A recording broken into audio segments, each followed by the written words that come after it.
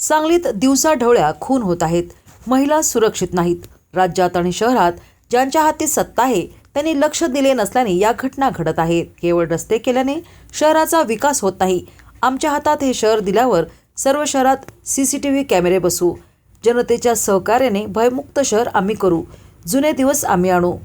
सरकारचे सांगलीकडे काहीच लक्ष नाही, त्यामुळे अशा घटना घडत आहेत. पोलिसांनी गुन्हे दाखल करण्याऐवजी आत्मचिंतन करावे. दिवसाढवळ्या खून अशी परिस्थिती कधीच नव्हती. ड्रग्सचे रॅकेट आमची सत्ता आल्यावर उद्ध्वस्त करू. पोलिसांची भाषा म्हणजे हुकुमशाहीचा मार्ग.